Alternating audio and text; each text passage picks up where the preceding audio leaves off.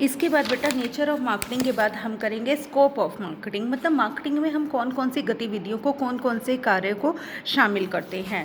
तो जब आप बुक में देखेंगे इसे दो पार्ट्स में बांट रखा है, मैनेजीरियल एक्टिविटीज़ और फंक्शनल एक्टिविटीज़, कि मार्केटिंग की स्कोप में क्या क्या शामिल होता है। मैनेजीरियल एक्टिविटीज़, ये मैं जैसे आपको बताया था कि planning of marketing activity, organizing of marketing activities, staffing of marketing activities. तो मार्केटिंग के जितने भी फंक्शन हैं उनके ऊपर अगर आप मैनेजमेंट के 5 फंक्शन लगा देते हो, planning, organizing, staffing, directing, controlling, तो वो बन जाता है आपके मैनेजीरियल एक्टिविटीज़। इसमें आप जब डायग्राम बनाओगे तो पूरा डायग्राम बना देना, स्कोप ऑफ मार्केटिंग, उसे 2 पार्ट्स में बांट देना, मैनेजीरियल एक्टिविटीज़ और फंक्शनल एक्टिविटीज़। मैनेजीरियल एक्टिविटीज़ में आप सिर्फ नाम लिख के छोड़ देंगे, उसको एक्सप्लेन नहीं करेंगे। जब फंक्शनल एक्टिविटीज़ आएंगी उसमें हमारे जो पॉइंट्स हैं, एक बार बुक के हिसाब से मैं पढ़ रही हूँ।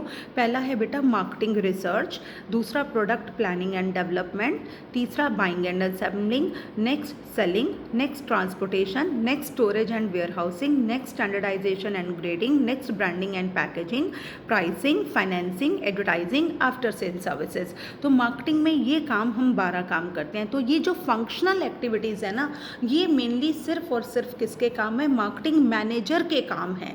तो हमें इन्हीं को एग्जाम में लिखना है, बाकी जो है वो सिंपल हर मैनेजर करेगा, पर मार्केटिंग मैनेजर के हिस्से में जो मेन काम आते हैं वो क्या है, अब हम वो डिस्कस कर रहे हैं। पहला फंक्शन है मार्केटिंग रिसर्च। उस दिन मैंने क्लास में आपको बताया था मार्केटिंग रिसर्च क्या होता है, रिसर्च करना इस कि क्यों कस्टमर खरीदता है, कब खरीदता है, what, why, when, liking of customer, disliking of customer, requirement of customer, ठीक है, तो कितना प्राइस वो पे करना चाहता है, फाइनेंशियल कंडीशन उसकी क्या है। जब हम अपने कस्टमर के बारे में, जब भी मैंने आपको सब कुछ पता लगाने की कोशिश करते हैं तो वो मार्केटिंग रिसर्च कहलाता है। जैसे मैंने आपको क्लास में बताया ही था कि जब भी हम कोई बिज़नेस शुरू करना चाहते हैं तो सबसे पहले हम पता लगाना चाहते हैं हमारे कस्टमर कौन हैं, ठीक है, उनकी फाइनेंशियल कंडीशन क्या है, उनकी लाइकिंग क्या है, डिसलाइकिंग क्या है, उनकी नीड्स क्या है, उनकी रिक्वायरमेंट क्या है, उनकी प्रेफरेंसेस क्या है, उसके अकॉर्डिंग हम बिज़नेस लगाते हैं। तो बिज़नेस एकदम नहीं लगाना, बिज़नेस लगाने से पहले जो मार्केट के बारे में सारी नॉलेज इकट्ठी करना होता है वो मार्केटिंग रिसर्च होता है, और मार्केटिंग मैनेजर का सबसे पहला काम यहीं से शुरू होता है। ठीक है, सबसे पहले हम मार्केटिंग रिसर्च करते हैं, उसके बाद रिसर्च करके हमें पता चल जाता है कि हमने क्या प्रोडक्ट बनाना है। तो दूसरे हमारा फंक्शन आ जाता है product planning and development. Product के बारे में प्लान करना और फिर उस प्रोडक्ट को बनाना। हमने प्लानिंग कर ली कि मुझे एक छोटा सा कॉलेज के आसपास एक छोटा सा कैफ़े खोलना है जिसमें मुझे फ़ास्ट फूड बनाना है।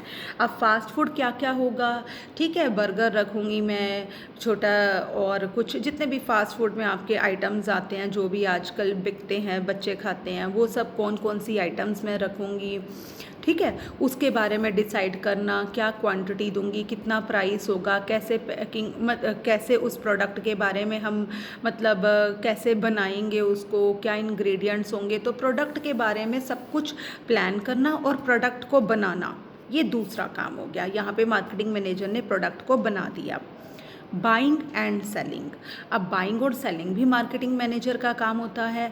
आप रॉ मटेरियल कहीं से खरीदोगे तभी तो अपना प्रोडक्ट बेचोगे ना, बना के बेचोगे, तो खरीदना भी मार्केटिंग मैनेजर का काम है, और ख़रीद के प्रोडक्ट बना के फिर उसे बेचना भी मार्केटिंग मैनेजर का काम है। नेक्स्ट है सेलिंग, बना लिया अब बेचो, ये भी मार्केटिंग मैनेजर का काम है। नेक्स्ट है ट्रांसपोर्टेशन, ज़रूरी नहीं मैंने यहाँ पे प्रोडक्ट बनाया तो यहीं पे सारा बिक जाएगा, हो सकता है मैंने अपना प्रोडक्ट पूरे फरीदाबाद में बेचना चाहती हूँ तो मुझे ट्रांसपोर्टेशन की भी हेल्प लेनी पड़ेगी, मुझे वेयर हाउसेस, गोदामों की भी हेल्प लेनी पड़ेगी।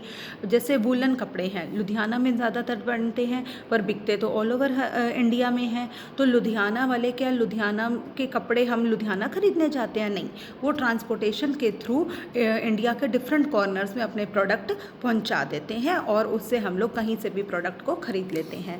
नेक्स्ट आ जाता है स्टोरेज एंड वेयर हाउसिंग, ये मैंने अभी बताया, ज़रूरी नहीं सर्दी का सारा माल लुधियाना वालों ने जितना में बनाया हमारा सारा सर्दी में बिक जाएगा, कुछ हो सकता है नहीं बिके तो हम उसे स्टोर करके रख लेंगे, जितना हम सेल लगा के निकाल सकते हैं हम निकाल देते हैं, नहीं निकलता तो हम नेक्स्ट टाइम क्या करते हैं, उसके लिए गोदामों में उसे ठीक से स्टोर करके रख देते हैं। तो स्टोरेज का ये बड़ा इंपॉर्टेंट काम है कि अच्छी जगह से सही से स्टोरेज हो जाए, उसकी इंश्योरेंस हो, चूहे ना खा जाएं, बहुत सारी चीज़ों का ध्यान रखना पड़ता है। ये भी मार्केटिंग मैनेजर का ही एक काम है।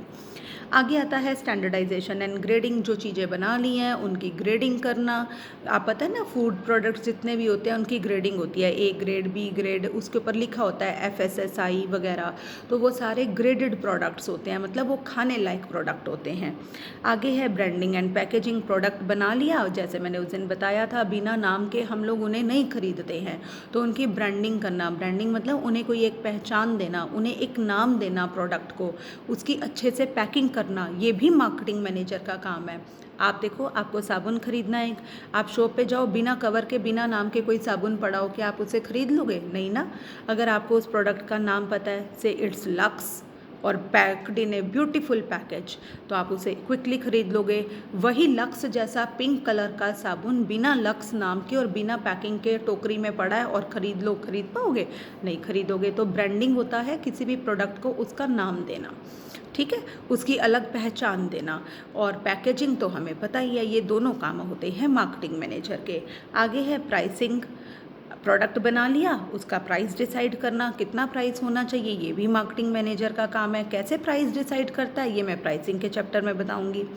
फाइनेंसिंग, ज़रूरी नहीं आप जितना माल बनाते हो सारा कैश में बिकेगा, या ज़रूरी नहीं आपने भी सारा कैश में ख़रीदा है, उधार में आप खरीदते हो, उधार में बेचते हो। तो फाइनेंस का अरेंजमेंट करना भी मार्केटिंग मैनेजर का काम है। आगे है एडवर्टाइजिंग। जो प्रोडक्ट आपने बनाया तब तक नहीं बिकेगा जब तक आप कस्टमर के माइंड तक अपने प्रोडक्ट की बात नहीं पहुंचाओगे कि इस तरह का प्रोडक्ट मार्केट में अवेलेबल है और आपका प्रोडक्ट बेस्ट प्रोडक्ट है मार्केट्स में अवेलेबल प्रोडक्ट्स में। तो ये होता है एडवर्टाइजिंग। आगे है आफ्टर सेल सर्विसेज। उस दिन हमने बहुत अच्छे से डिस्कस किया था कि प्रोडक्ट बिकने के साथ ही मार्केटिंग मैनेजर का काम ख़त्म नहीं होता, उसके बाद कस्टमर को आफ्टर सेल सर्विसेज देना, कि सेल करने के बाद अगर कोई परेशानी आ रही है, कोई दिक्कत आ रही है, प्रोडक्ट सही नहीं निकला, तो रिप्लेस करके देना, उसको रिपेयर करके देना, करेक्ट करके देना, ये भी मार्केटिंग मैनेजर का काम है। तो यहाँ पे बेटा स्कोप ऑफ एक्टिविटी, या जिसे हम फंक्शंस ऑफ अगर मार्केटिंग आते हैं तो भी आपने यही लिखने हैं। चाहे अब आज आपने जो किया है, meaning, definitions, nature of marketing, scope या फंक्शंस, एक ही बात है। बुक में दो दो तरीके से लिखा हुआ है, आप फंक्शंस वाला टॉपिक पूरा याद कर लेना। स्कोप आए तो भी वही लिख देना, अगर फंक्शंस आए तो भी वही लिख देना, फंक्शंस में से करना, ठीक है। अगला हमारा टॉपिक आ जाता है इम्पॉर्टेंस ऑफ मार्केटिंग, कि मार्केटिंग इम्पॉर्टेंट क्यों है। अब देखा जाए तो मार्केटिंग जो है डिफरेंट सेक्शंस ऑफ सोसाइटी के लिए डिफरेंट वजह से इम्पॉर्टेंट है। मेरे हिसाब से आज आप मीनिंग, डेफिनेशन, नेचर और स्कोप पढ़ लो, कल हम इम्पॉर्टेंस और लिमिटेशंस इकट्ठे कर देंगे, ठीक है बेटा। इम्पॉर्टेंस और लिमिटेशन हम इकट्ठी करेंगे, बाकी का जितना चैप्टर है ना वो हम अगली वीडियो में करेंगे।